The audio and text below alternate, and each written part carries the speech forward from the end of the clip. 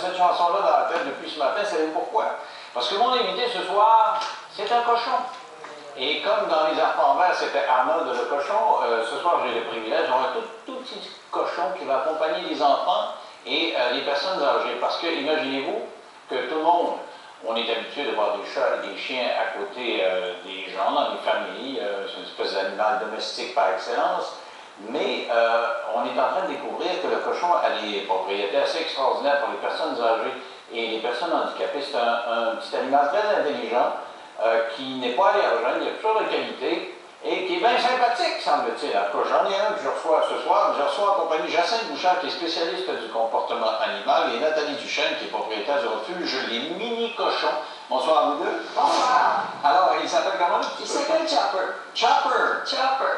Et il a quel âge? Il a à peu près 4 mois et demi présentement. C'est un petit sauvetage. Ça fait à peine une semaine qu'il est à la maison, celui-là. Comment ça, un sauvetage? Ben, un sauvetage, un abandon. Les gens les prennent en pensant que ça va rester tout petit comme ça. Quand ils apprennent que ça va devenir un peu plus gros, ben là, c'est un peu plus difficile de le garder à la maison. Fait qu'on me téléphone, puis je vais les récupérer. Mais il ne devient pas gros comme les gros cochons de porcherie. Celui-là devrait venir à peu près, je dirais, 60-70 livres. Puis il y en a qui vont rester à 25, mais c'est pas son cas. OK, il y a comme des toys, comme il y a des Yorkshire. Exactement. Puis il y en a que ça va être du 150 livres. Et il y a des gens qui peuvent adopter 150 livres de... Ben, mettons qu'ils se font avoir par des fermiers sans scrupules, qui vont les vendre comme étant des tout petits cochons, puis un an plus tard, ben, ils vont être immenses, puis c'est là que le refuge rentre en ligne, puis je vais les chercher, puis je les reprends. Alors, est-ce que un cochon, ça sent quelque chose? Ils n'ont pas de glande sous de part, alors ils sentent absolument rien lui-même. Je trouve ça le popcorn, moi. Ça, c'est de la faute à Jacinthe. Comment ça? C'est une gâterie que les cochons adorent, c'est simplement du popcorn. On va passer du popcorn. Ben oui, sans sel, sans beurre, et puis c'est ça, c'est une petite gâterie qu'on leur donne. J'ai vraiment fréquenté les porcheries, quand je passe avant, ça sent le garde, mais je ne savais pas que ça pouvait sentir. Mais c'est pas l'animal qui sent, c'est ses excréments qui sentent, c'est vraiment le purin qui sent, mais un petit animal comme ça, il n'y a pas de glande sudoripare, donc il n'y a pas d'odeur, c'est seulement la litière. Extrêmement intelligent, pour en avoir entraîné plusieurs, c'est des animaux qui sont très motivés par la nourriture, hein, d'accord? Donc, pour les entraîner, ils sont très motivés. C'est des animaux qui sont bien affectueux. Et lorsqu'ils naissent chez Nathalie, ils sont imprégnés dès la naissance. Elle aide la femelle à accoucher. Donc, c'est des animaux qui sont imprégnés à l'humain, qui sont entraînés dès le plus jeune âge. Alors, ça fait vraiment des animaux de compagnie extrêmement affectueux, propres. Ils vont dans la litière comme un chat, ou on peut les habituer à demander la porte comme un chien. Attention, c'est plus un chat qu'un chien? J'aurais pensé que ça aurait été plus... Pour ce qui est de la propreté, ils ont les deux réflexes. Ils peuvent ou bien aller dans une litière de copeaux de bois, tout simplement. Alors à la maison, on a la petite litière de copeaux de bois et c'est 100% propre. Ou on peut l'habituer à aller dans la... Si ça sent la porcherie, là, oh! Il y en a 400, 500 dans une porcherie, on parle de 1 dans une maison. OK, c'est moins pire. Puis un cochon de 800 livres ne va pas détecter la même chose qu'un petit de 30, 40 livres quand même. Oui, donc il n'y a pas de problème d'odeur pour ce qui est du porc. C'est vraiment une fausse croyance que de penser que le porc vraiment sent. Moi, ma vision du porc, c'est que c'est un animal asocial. C'est-à-dire qu'on l'entend couiner, et quand on voit des reportages, il a l'air fâché souvent. Est-ce que ça se passe? Puis il a l'air... Non, pas du tout. Mais probablement que... Non, il va même se laisser flatter, puis il espère que vous ayez des pop-corns. C'est piquant? Oui. Hein? Mais c'est un animal qui ne perd pas de poils. Donc, pour les personnes qui sont allergiques aux animaux, pour les personnes qui ne peuvent pas avoir ni de chien, ni de chat, ni même d'oiseaux, parce qu'il y a beaucoup de gens qui sont allergiques à la peau, aux sécrétions des oiseaux. Alors, le petit cochon comme ça, c'est vraiment un choix idéal pour un animal de compagnie. Aujourd'hui, ce qu'on fait avec la Fondation Drouin, c'est qu'on veut entraîner... Fondation Drouin? Mais oui! Le gros du cochon qui forme un cœur. Alors, la Fondation Drouin, c'est une fondation associée, c'est Nathalie qui a parti la fondation. Elle m'a demandé de faire équipe avec elle pour entraîner les petits cochons comme animal aidant. Donc, on a déjà des chiens, on a déjà qui s'occupent. Moi, j'ai déjà des chevaux pour les non-voyants. Et là, je suis rentrée avec plein d'amour et avec plein de motivation pour l'aider à entraîner les petits cochons pour les personnes qui ont besoin d'aide. OK, avant de parler de ça, parce que c'est ça qui est extrêmement intéressant, c'est pour ça qu'on vous a invité, j'aimerais qu'on règle le cas du cochon. fait combien de temps que vous en élevez, des cochons? Moi, ça fait une vingtaine d'années que j'en ai à la maison. Les élever, c'est venu finalement, j'en sauvais ici et là. Et puis, je me suis mis à les élever pour rendre la race un petit peu plus petite. Je travaillais un peu la génétique avec des vétérinaires pour avoir justement les morphologies, les grosseurs que les gens voulaient. Parce que c'est certain que les gens les veulent de plus en plus petits tout le temps. Alors, on est rendu, après 10 ans, à un cochon de 25 livres, qui est tout nouveau de cette année.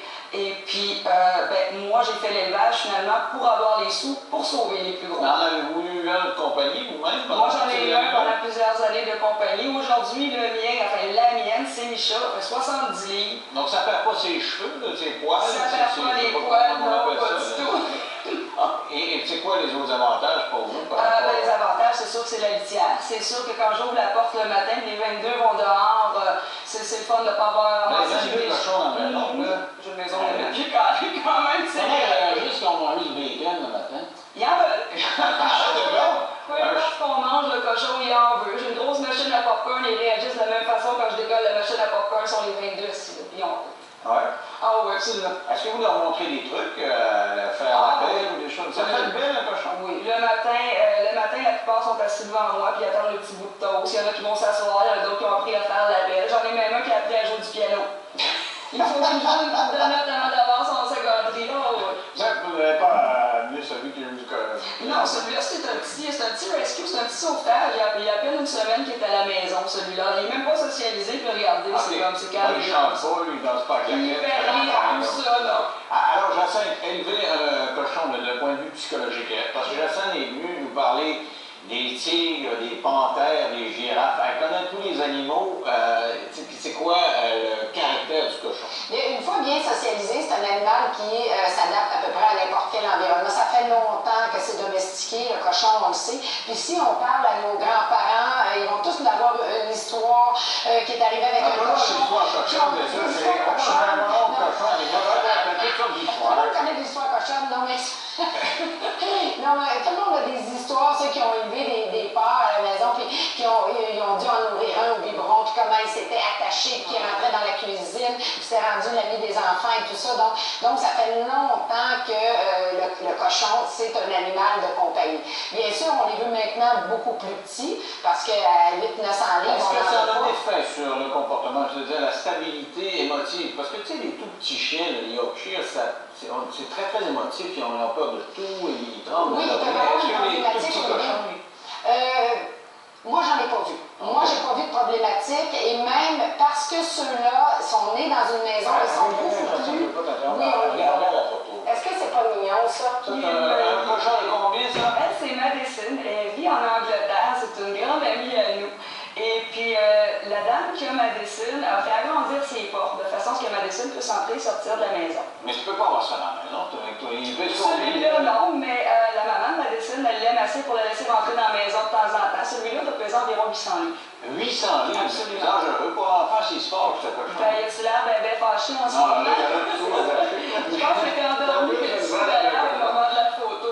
Mais, donc, vous en avez jamais eu des gros comme ça? Là? Non, les plus gros que j'ai sauvés à date, c'était dans les 160, 180 livres peut-être. Et eux ont trouvé preneur, c'est-à-dire que les gens qui les ont dans une maison? Ah oui, pas nécessairement dans une maison, des fermes éducatives, des camps pour enfants handicapés.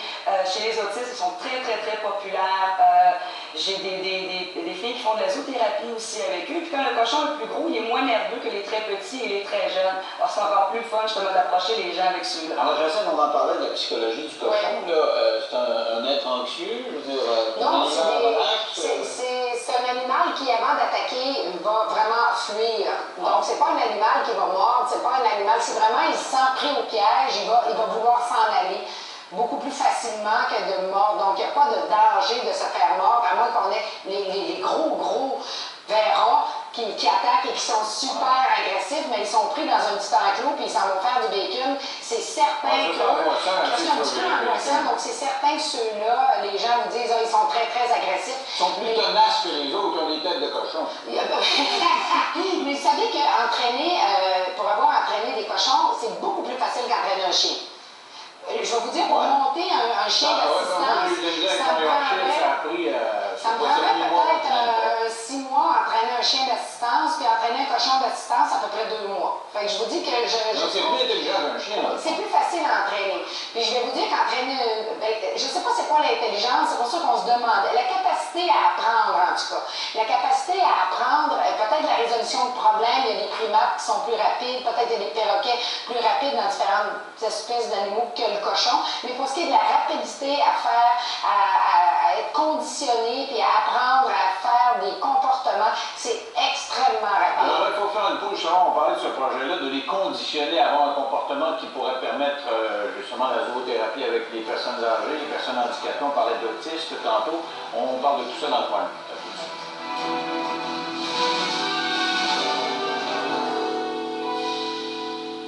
Soyons